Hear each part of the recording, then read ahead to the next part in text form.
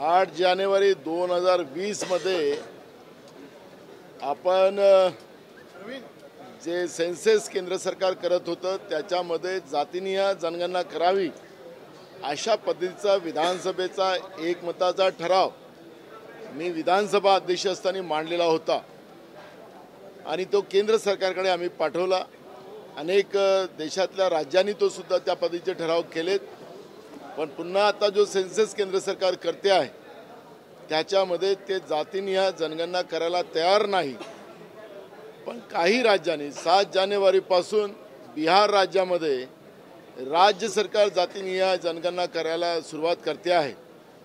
त्या पद्धतीचं महाराष्ट्र सरकारने सुद्धा ओबीसीची जातीनिहाय जनगणना करावी ही मागणी आम्ही विधानसभेत केली, पण सरकार अध्यक्षाचा आदेश देऊन सुद्धा त्याची नोंद सुद्धा घ्यायला तयार नाही।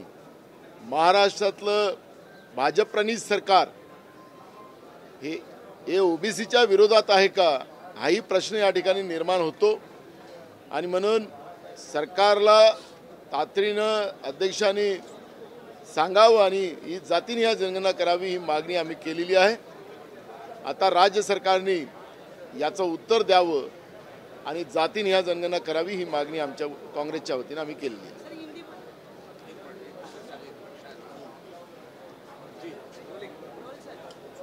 महाराष्ट्र विधानसभा में जब हम विधानसभा अध्यक्ष थे तब जनवरी 2020 में हमने एक प्रस्ताव लाया था जो केंद्र सरकार जो सेंसस देश की जनगणना का सेंसस जो करना चाहती थी उसमें ओबीसी की जातीनिहाय जनगणना हो ऐसा एक प्रस्ताव हमने विधानसभा में लाया था। उस प्रस्ताव को एकमत से पारित किया था, लेकिन कोरोना के वजह से उस समय में वो गणना हो नहीं सकी, सेंसस हो नहीं सका और अब केंद्र सरकार वो सेंसस करने जा रही है। पर केंद्र सरकार ने सिर्फ महाराष्ट्र ही नहीं तो साउथ के कई राज्यों ने, बिहार ने जातीनिहाय जनगणना का विधानसभा में ठहराव किया था, लेकिन केंद्र सरकार को मान्य नहीं है। केंद्र सरकार जातीनिहाय जनगणना करने को तैयार नहीं है। तो बिहार राज्य ने 7 जनवरी से जातीनिहाय जनगणना करने का निर्णय किया है। क्या महाराष्ट्र की सरकार भी उसी तरह ओबीसी के हित के लिए जातीनिहाय जनगणना करेंगी क्या, ये सवाल हमने विधानसभा में खड़ा किया है।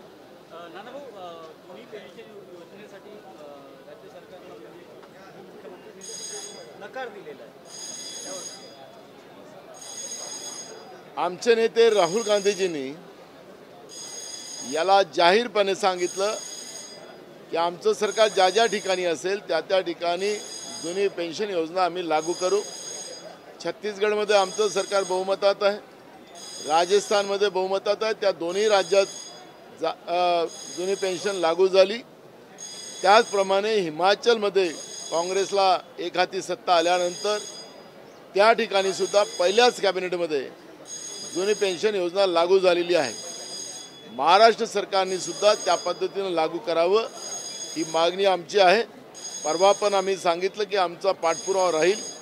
आम्ही पाठपुराव्याच्या माध्यमातून या सरकारवर सातत्याने दबाव आणू, पण हे सरकारने समजा ज्या पद्धतीने उपमुख्यमंत्र्यांनी सांगितलं की याचा मोठा बोजा सरकारच्या तिजोरीवर येणार आहे, तर उद्योगपत्यांना लुटून देण्यासाठी राज्याच्या तिजोरीत पैसा आहे, तेही मुठभर उद्योगपत्यांना, तर कर्मचाऱ्यांसाठी का पैसा नाही हाही सवाल या ठिकाणी निर्माण होतो आणि जुनी पेन्शन महाराष्ट्र सरकारने चालू करावी ही मागणी काँग्रेसच्या वतीने त्या ठिकाणी आहे।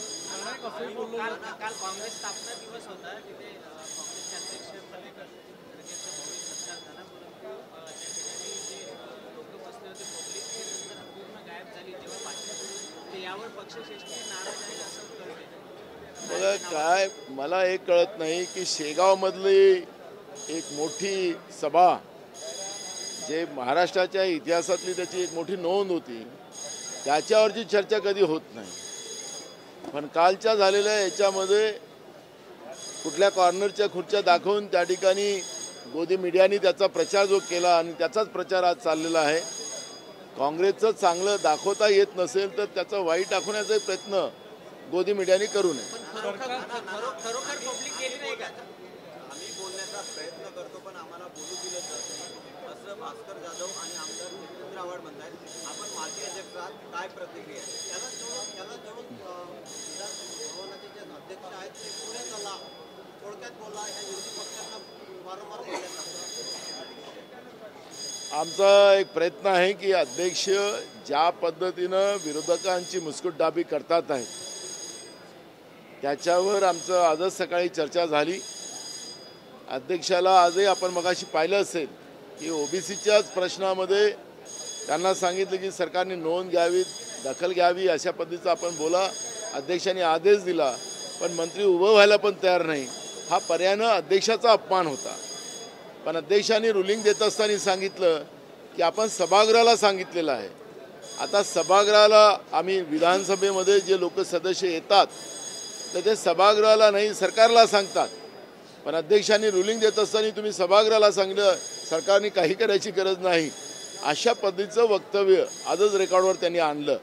त्यामुळे असे अध्यक्ष समजा त्या खुर्चीवर जास्त दिवस राहिलेत तर निश्चितपणे सभागृहाच्या आणि विशेष करून आमदारांच्या ज्या अधिकारावर घाला पडतो आहे आणि म्हणून त्यांच्यावर अविश्वास आणायचा आम्ही सगळे नियम तपासतो आहे आणि वेळ आलं तर आजच त्या पद्धतीचं नोटीस तयार करायला आम्ही सूचना दिलेल्या आहे. सगळे नियम तपासून आम्ही करतो आहे.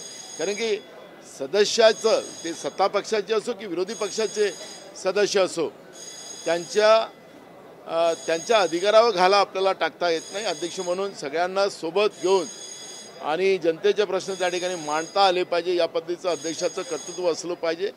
ते आपल्याला सभागृहात पाहायला मिळत नाही आणि हे महाराष्ट्राची जनता बघते आहे. शिंदे गटातील मंत्र्यांना गोट्यात आणण्याकरिता सरकारकडनं पुरावे दिले पाहिजे.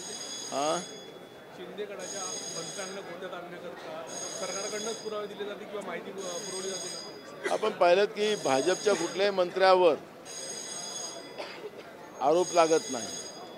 गायरा नसेल तर शिंदे गटावरच पडतं, जमीन घोटाळा असेल तर शिंदेवर पडतं आणि हे सगळं आपण पाहतोय. तर कुठून तरी मसाला येतो आहे सरकारमधून, ते कुठून येतो आहे शिंदे गटाने तपासलं पाहिजे.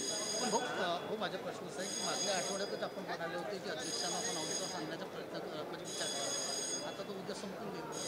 त्याला हे होत नाही ना, हाऊस एडजॉर्न होतं. दुसरं सत्र जेव्हा येतं तेथपर्यंत त्याला नोटीस देऊन विधानमंडळामध्ये नोटीस द्यावं लागतं. 29 सदस्य त्याला उभे व्हावं लागतात आणि मग त्याला ते नोटीस हे त्याला एक्सेप्ट केलं जातं. असं नुसतं पत्र दिलं म्हणजे होत नाही. त्यामुळे ती प्रक्रिया आहे, ती प्रक्रिया करायचं. ते कायदेनुसार मी तुम्हाला सांगितलं की ते सगळे कायदे तपासून विधिमंडळाच्या कामकाजाचं सगळी माहिती जे नियमावली तयार झालेली आहे त्या नियमावलीच्या आधारावर त्या पद्धतीचा अविश्वास आणला जाईल हे मी तुम्हाला सांगितलं. केसी वेणुगोपालजींनी मुद्दा उचलला होता, राहुलजींच्या सुरक्षेबद्दल चूक होत आहे हे होतं. आज केंद्रीय गृह विभागाने प्रत्युत्तर दिलं. गेल्या 3 वर्ष जवळपास 100पेक्षा जास्त वेळेला राहुल गांधींनीच सुरक्षेचा घेरा तोडून ते लोकांमध्ये केलेले आहे. राहुल गांधींनी सुरक्षा हे केलेली आहे. मग नरेंद्र मोदीजी जेव्हा सभेमध्ये जातात आणि ते सगळी नियमावली तोडून लोकांमध्ये जातात तर त्यांचं का कमी करत नाही. उत्तर देत असताना केंद्रातल्या भाजपच्या सरकारने पहिले आपल्याकडे पण पाहिलं पाहिजे. आपण अनेक सभेमध्ये पाहतो मग ते सगळं, कारण की त्यांच्या किती दूरपर्यंत लोकांनी राहावं आणि त्याची सुरक्षा किती दूर राहावी हे सगळं प्रधानमंत्री, राष्ट्रपती, उपराष्ट्रपतीसाठी नियमावली ठरलेली आहे. पण नरेंद्र मोदीजी लोकांमध्ये जातात. आपण पाहिलं की आता गुजरातच्या निवडणुकीमध्ये काय झालं, मग त्यांची पण सुरक्षा कमी करून टाका ना. केंद्रीय गृह विभाग कुठेतरी जबाबदारी झटकताय, केंद्रीय गृह विभाग जबाबदारी झटकता असं उत्तर देऊ. गांधी परिवाराला बीजेपीकडून सातत्यानं टार्गेट केलं जातं हे आपण पाहतोय.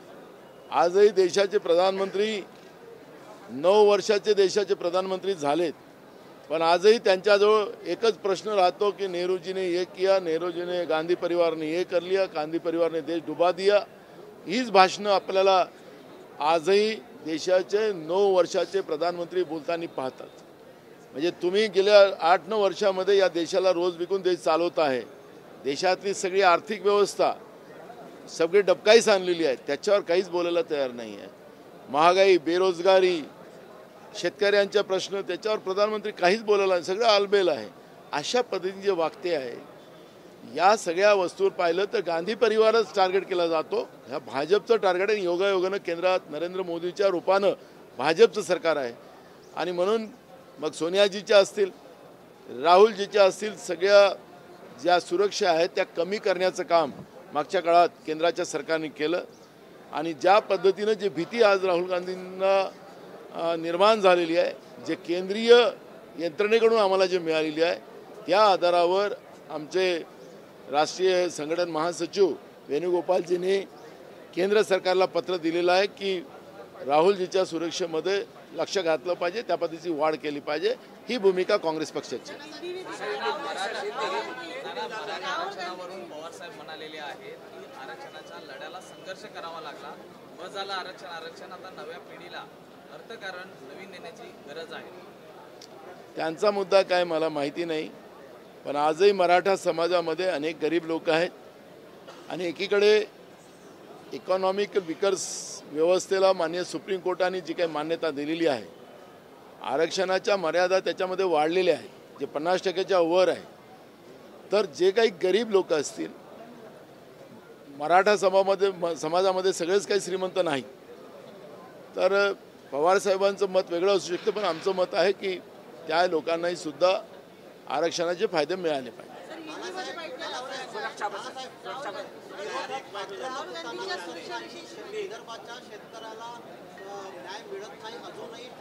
आज उत्तर सरकारकडून अपेक्षित आहे. आम्ही जे काही भूमिका मांडलेल्या आहेत त्याचं उत्तर आज सरकारकडून येण्याची अपेक्षा आहे आणि त्याच्यामुळे आता किती आक्रमक व्हावं हे थोडा फॉर्म्युला आम्हालाही तुम्ही द्या, त्याप्रमाणे मग आम्ही तेवढा आक्रमक होऊ. विधिमंडळाच्या जे काही संसदीय आयुध आहेत त्या आयुध विरोधक म्हणून आम्ही वापरतो आहे. आम्ही सगळे परवा शेतकऱ्यांचे प्रश्न असतील, विदर्भाचे प्रश्न असतील, मराठवाड्यातले असतील, उर्वरित महाराष्ट्राचे असतील, आमच्या उत्तर महाराष्ट्राचे असतील, हे सगळे प्रश्न काँग्रेसच्या वतीनं आम्ही मांडलेले आहेत. सरकार आज उत्तर देईल. आज उत्तर काय दिल्यानंतर आता त्याच्यावर आक्रमक काय व्हावं असं तुम्ही आम्हाला फॉर्म्युला द्या, आम्ही तसं आक्रमक.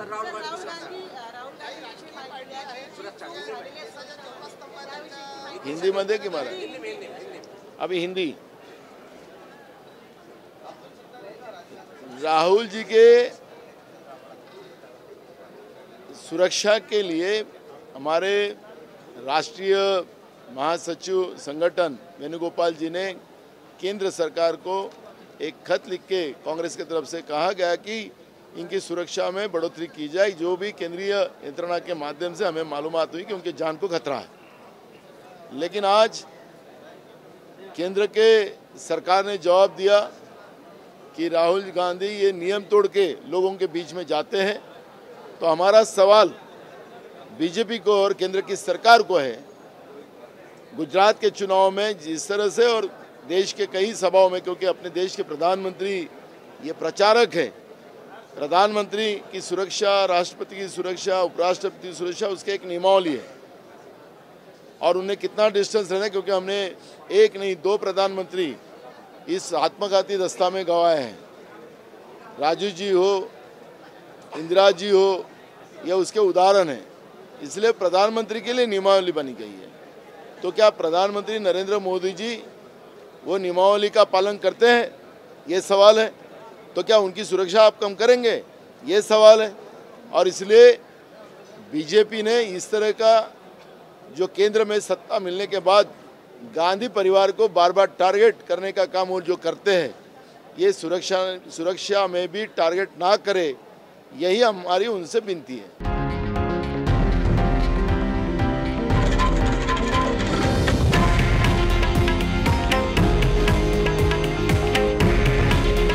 हे आहे देशातील नंबर 1 न्यूज नेटवर्क आणि आपण पाहत आहात TV9 मराठी. काळजी तुमची, हित महाराष्ट्राचं.